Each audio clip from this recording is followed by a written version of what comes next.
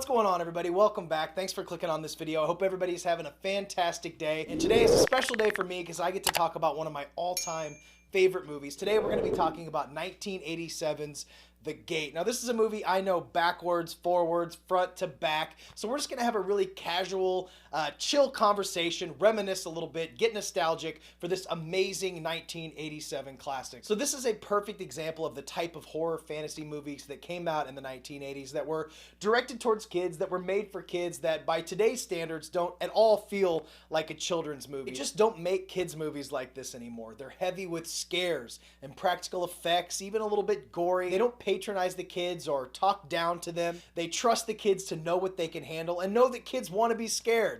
As a kid, 8, 9, 10, 11 years old, when a lot of us first saw this movie, we loved to be scared. Watching movies like this were exciting, and the filmmakers knew that. Like the old saying goes, they just don't make them like they used to, and that is so true when it comes to 80s fantasy and horror movies made for kids. Movies like Little Monsters, or The Peanut Butter Solution, or Flight of the Navigator, or The Goonies. These are the type of movies that I grew up watching and are still relatable today. The Gate, as well as those other movies that I mentioned, are just perfect examples of the imagination and the things that sparked my imagination when I was watching movies at that age. Monsters underneath your bed, monsters in the closet, scary things that jump out and scare you. The Gate isn't as quite as epic in scale and in scope as far as the adventure concepts, but the fantasy elements, the imagination is all there. So The Gate tells a story of Glenn and Terry, two early teenage kids. They're probably 12, 13 years old, and they unleash a portal to hell that releases these little tiny demons called minions. Not those minions, but these little tiny demon creatures, these ankle-biting creatures that terrorize these kids while their parents are gone. This was little Stephen Dorff's very first movie role, along with Louis Tripp, who's gone on his own strange trip in recent years. Tibor Takix, the director of this movie, and his team, I'm sure I butchered his name, I'm sorry if I did, but him and his entire team managed to create such an imaginative and rich world of scary demons and creatures and zombies that just bring back so much nostalgia to me. It just takes me back right to when I was a kid, sitting in front of my TV watching this for the first time. One of the things that I really remember relating to about The Gate and these other movies that I mentioned is the cast. The cast of these movies like Goonies and The Gate and Flight of the Navigator all starred, for the most part, through the entirety of movies, somebody that looked like me, a kid, 12, 13, 14 years old, going on these adventures. One thing that all of these movies have in common, and a lot of these 80s movies have in common,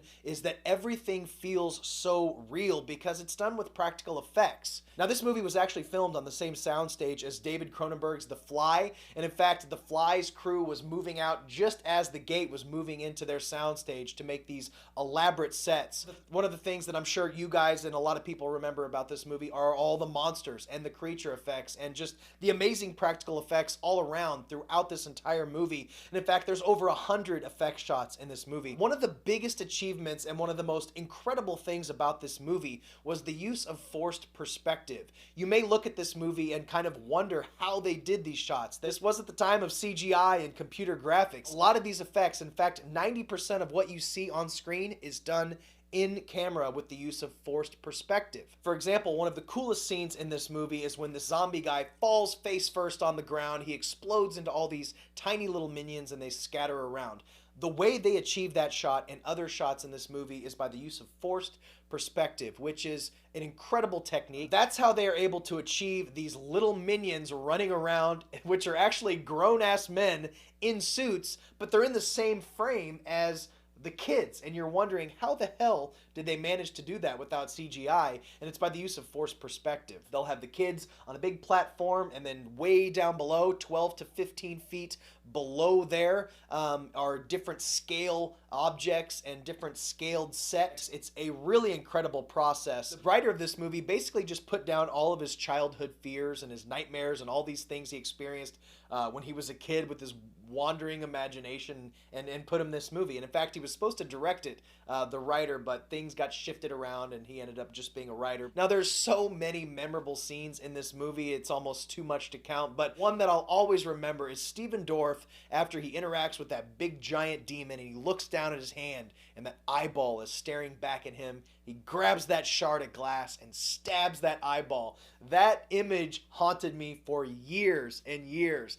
And of course, the scene with the dad when he comes back and "You've been bad," and then Stephen Dorff crushes his face and all the goo comes out. It's just amazing. The performances are great. Everybody looks like they're having such an amazing time. They went all out to make the best movie that they could, and it worked because we're still talking about this movie 30-something years later. It's just an incredible movie. This release from Vestron Video is an incredible release. It's a good way to introduce yourself to the movie if you've not seen it, and if you have seen it, this thing is packed with special features. There's tons of featurettes. I learned so much about the making of this movie, the writing of this movie.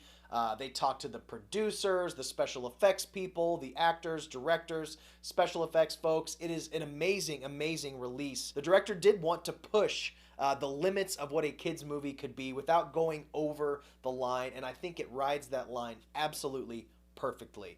If you have not seen The Gate, I cannot recommend it enough. Go watch The Gate. For any modern horror fan, new horror fan, anybody that loves 80s movies, you will absolutely love this movie. Now, in all my reviews, I give recommendations for movies that you might like as well if you did like The Gate. And I mentioned these: Flight of the Navigator, The Goonies, Little Monsters, one of my all-time favorites. The Peanut Butter Solution is a wild one if you haven't seen that one. And Flight of the Navigator. Any of these are perfect companion pieces to The Gate. Pick this up. You can find it for pretty cheap. Vestron has a bunch of really cool releases.